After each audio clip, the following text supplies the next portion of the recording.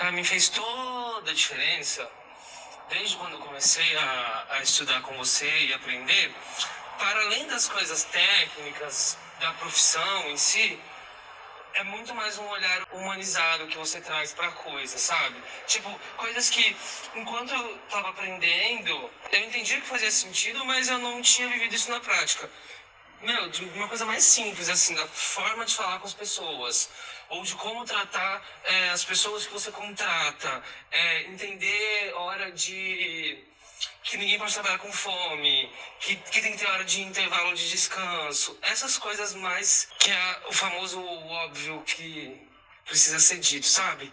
Essas coisas eu fui entendendo e tendo um olhar muito mais humano conforme eu fui executando trabalhos e tudo mais, muito disso que eu aprendi com você, sabe? E o quanto isso tem retorno em como as pessoas te enxergam. Eu acho que é isso, assim, além de todo o ensino prático e, enfim, de nomes e nomenclaturas e de processos, é como ser uma pessoa boa, uma pessoa mais humana, ter um olhar mais humilde mesmo, assim, pra coisa. Isso é uma coisa que eu lembro que, mano, quando eu fiz o Festival do Japão, que eu não tava esperando receber um feedback desse, fiz o meu trabalho como tinha que ser feito, tratando muito bem as pessoas, os fornecedores e tal. E aí no final, a tiazinha da limpeza, ela veio me agradecer, ela falou: nossa, seria tão melhor se eu trabalhasse só com pessoas como você. Eu gostei muito de trabalhar com você, você tratou a gente bem, você tinha cuidado com a gente, com a hora de comer, com a hora de descansar, perguntava se estava tudo bem. Ela falou: isso não é uma coisa que se vê sempre. E na hora, absolutamente na hora, eu linkei com você, assim, eu fiquei super emocionado quando ela falou isso. Sabe quando o choro vem assim na garganta, você engole? Eu fiquei super, super emocionado e lembrei de você.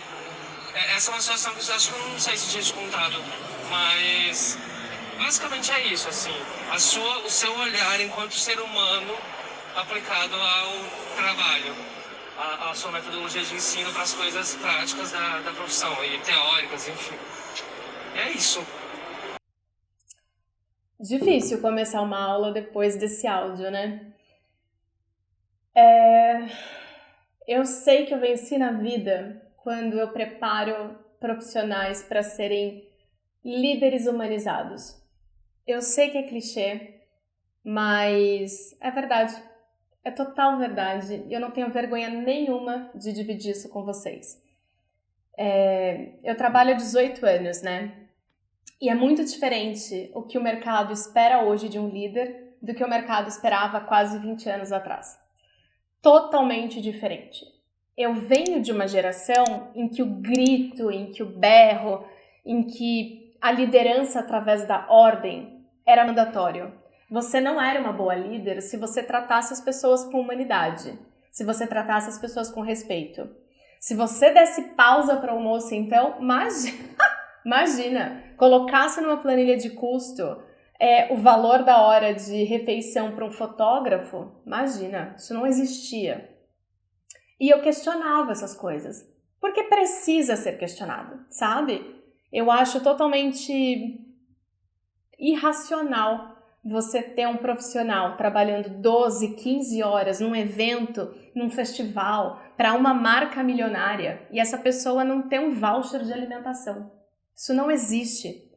Hoje eu vejo cada vez mais as pessoas preocupadas com isso e com esse olhar atento. Mas mesmo assim ainda existe a glamorização do se trabalhar muito.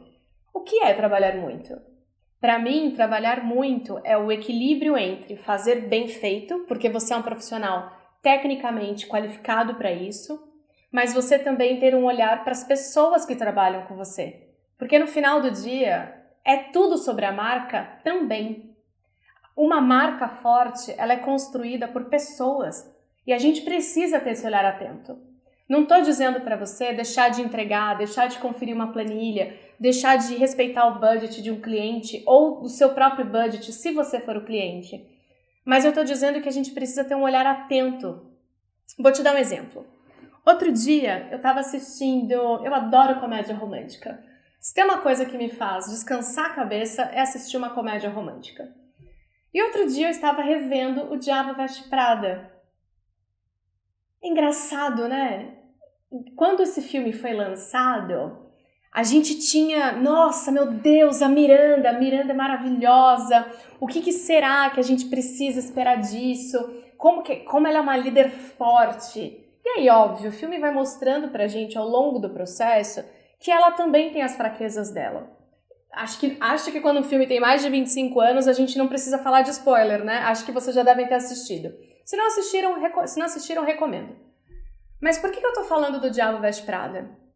A Miranda, ela é uma líder, né? Porque ela é super talentosa e ela é antenada com as tendências, ela tem um olhar cirúrgico para o que é fashion, para o que é moda, para o que vende. Ela tem um repertório muito grande. Aquela cena do suéter azul, aquilo é histórico. A gente sabe que ela tem conhecimento, que ela entende do que ela faz, que ela é uma profissional absurdamente qualificada quando a gente pensa em skills técnicas.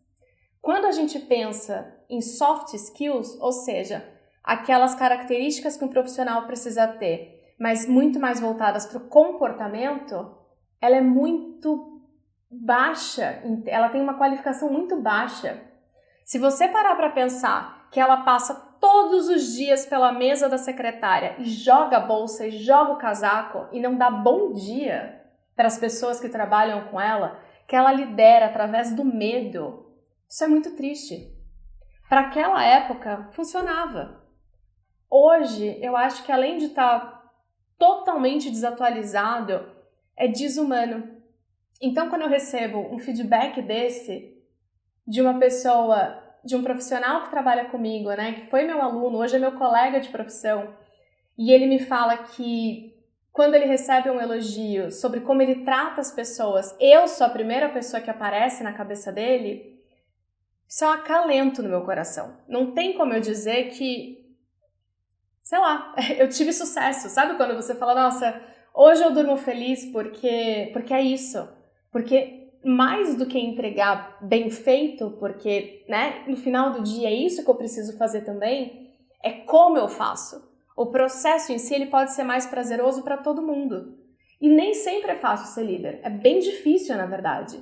Quando você é um bom líder e não um chefe, que é no caso da Miranda do filme do Diabo Veste Prada, você precisa entender sobre diversidade, você precisa entender sobre o tempo das pessoas, sobre o aprendizado que as pessoas têm, sobre as diferentes referências que essas pessoas têm. Porque uma pessoa que sempre teve acesso às melhores escolas da cidade de São Paulo é diferente de uma pessoa que veio, sei lá, de uma cidade pobre do interior de Roraima. Os acessos são diferentes. E você, como gestor, você precisa ter um olhar atento. Porque o seu papel como gestor é também desenvolver a sua carreira. Mas é também desenvolver a carreira das pessoas que trabalham com você. E não pra você. É totalmente diferente. Eu fico pensando, sabe, a gente glamoriza tanto, né, as marcas e tudo mais, mas e as pessoas que constroem essas marcas? A Coca-Cola, por exemplo, é uma marca que se ela parar de fazer propaganda hoje, ela só começa a sentir o impacto das vendas daqui a 15 anos. Isso é uma marca forte. Óbvio que é uma marca forte, é incontestável. Mas e as pessoas que constroem essa marca? Entende? Os líderes que estão ali, eles sabem que essas pessoas trabalham com muita pressão, com altos budgets, com desafios do dia a dia, às vezes com cólica. A gente sabe que não é fácil, que as pessoas são pessoas, elas têm diferentes comportamentos ao longo do processo. Um bom gestor para uma marca grande ou para uma marca pequena, ele tem que entender de negócios, mas negócios são construídos com pessoas. Quando eu penso, por exemplo, na Prada, né, não tem como eu dizer que a Prada não é uma marca de luxo mundialmente conhecida. Ela é. Mas hoje eu tenho quase certeza que os líderes que fazem parte deste mercado de luxo, eles também mudaram o olhar. Eu acho que hoje personagens como a Miranda, por exemplo, são um pouco desconexos com o que a gente espera, com o que a gente admira e, mais interessante ainda, com o que as novas gerações têm aprendido a respeitar. É muito curioso quando você fala com um adolescente de 15, 18 anos e você pergunta para ele o que ele acha do mercado de trabalho, o que ele acha que é interessante, quais marcas ele admira. A Prada provavelmente não está nessa lista, mas é legal a gente ter esse choque de geração também. Tudo isso constrói o líder que eu sei que você é. Eu não comecei sendo a líder que eu sou hoje. Eu comecei sendo chefe, porque era isso que era esperado de mim.